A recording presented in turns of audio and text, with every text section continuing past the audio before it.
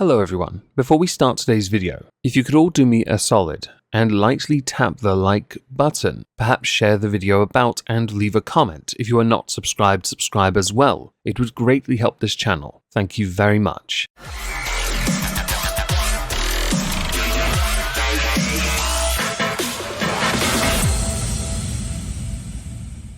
Hello everyone, welcome back to a Megon 2 Electric Boogaloo. If you followed me on my main channel, you have heard me months ago talk about a company called P&O Ferries. They gained some notoriety for doing something incredibly shitty, and because of that incredibly shitty thing, 786 people were put out of work, with little to no warning, because, and this is what they said, they could have consulted the government, but decided because they knew they wouldn't get the desired outcome to instead get rid of the staff with little to no notice whatsoever, because when they had attempted to negotiate a different salary where they wanted to pay the UK staff less than minimum wage in the UK, but based it upon maritime standards, which is about £4 an hour less than what we get here for national minimum wage or living wage, they decided, yeet, time to hire some Eastern European folk with little to no training, with many of them actually ending up getting fired because they were drinking on the job, providing an inferior service, which in turn led to the UK government suspending activity for P&O Ferries unless they met certain criteria to then be allowed to use certain ports again. The government had said it was going to investigate this, and if they had done something wrong, they would fine them, they would revoke relevant licenses. Hell, they were considering amending maritime law to make sure that employees were treated with a level of equality. My view on it has always been quite simple. Give those 786 people back their jobs, back pay them as well, because they deserve it. They're not interested in what the government will do afterwards. They want to know that their jobs are going back to them because many of them just wanted to work. And more notably for P&O Ferries, because they loved their job and they were good at their job. The issue was, P&O had issues right then. Money was tight. They were struggling, money was tight, and the only way forward was to prevent other members of staff, so 786 of them, from getting a pay rise, as was right and owed to them to match inflation and cost of living at the time,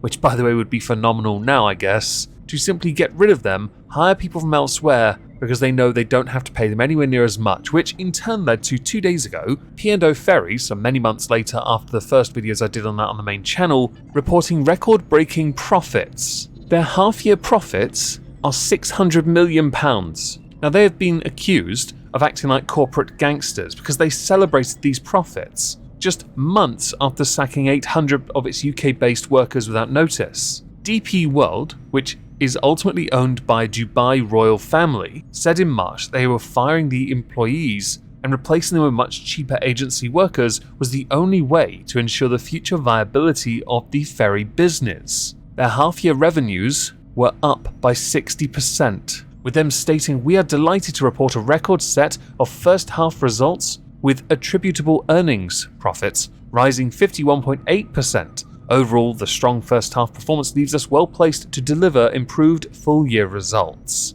Now this is where article is a bit disingenuous, because DP World did not give separate details on the performance of its ferry business in the results, because the bulk of the revenues and profits come from other divisions. DP World, for example, operates ports in 78 countries on 6 continents, which do include London Gateway and Southampton. Many people believe that DP World have been allowed to get away with this scot-free while behaving like corporate gangsters, which is an insult to common decency, and that ministers should have stripped DP World of all their public contracts and severed all commercial ties with the company. The TUC had written to the Insolvency Service, which is carrying out criminal and civil investigations into the company, saying that its directors in turn should also be disqualified. The Insolvency Service institution, by the way, is being watched closely by the government, which has said it is unable to take direct action against directors of P&O Ferries despite the company admitting to breaking the law. That's interesting, because Hebblethwaite, who was one of the directors or higher-ups at the time, leader of it I believe actually, had said,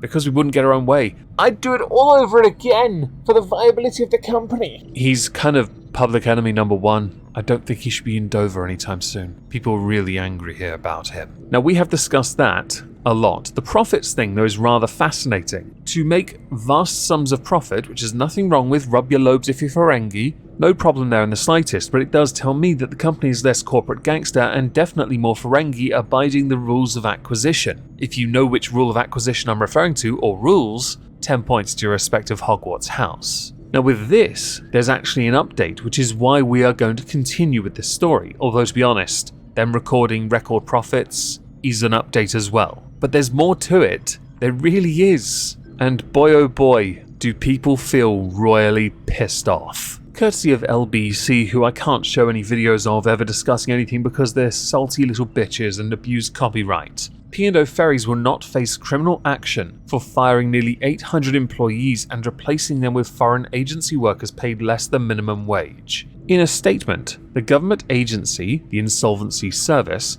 said it had determined there was no realistic prospect of a conviction, with a spokesperson saying, "After a full and robust criminal investigation into the circumstances surrounding the employees, who were made redundant by P&O Ferries, we have concluded that we will not commence criminal proceedings." A civil investigation, though, is ongoing. Just thought I'd insert that. A union that represents maritime professionals said the Insolvency Service's decision will be a blow to the discarded workers. General Secretary Mark Dickinson of that particular union said, "This is a deeply disappointing decision and will be met with frustration and anger by the 786 seafarers and their families who were so cruelly discarded by P&O Ferries." Only one day after P&O Ferries' parent company announced record profits, making the company's claims on operational sustainability questionable, we are further let down by a system that fails to punish apparent criminal corporatism. The message is clear. P&O Ferries must be held properly accountable for their disgraceful actions,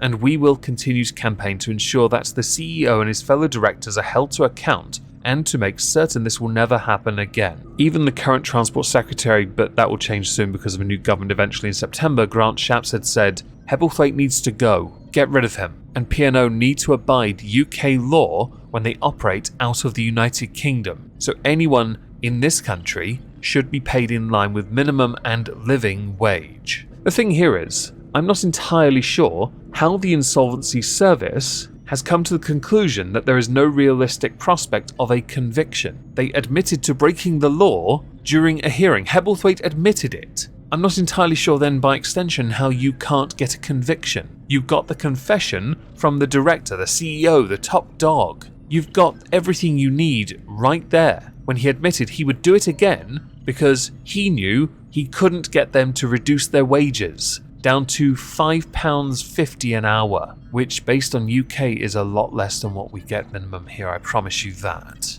When people in turn say that the UK government being conservative always favouring privatised companies, which has in turn led to a huge issue with energy companies, let's not deny that for a second, are solely in with the privately owned companies, things like this do not help them, even if it isn't kind of mostly-ish in their hands. You have the UK government let down those 786 people, and to be honest, while I don't think Keir Starmer should be the person to run this country, you are giving it to him on a platter. In 2 years' time, regardless of who's in charge of the party, Tories that is now, in September when they're chosen anyway, they're going to lose to Keir Starmer. And who's to blame for that? The government that says they get things done while raising taxes and claiming to be a low-tax government? Or is it the fault of the government that doesn't back the people while simultaneously trying to claim they're for the people, doing everything in the people's interest, and then curtailing freedoms when they choose to?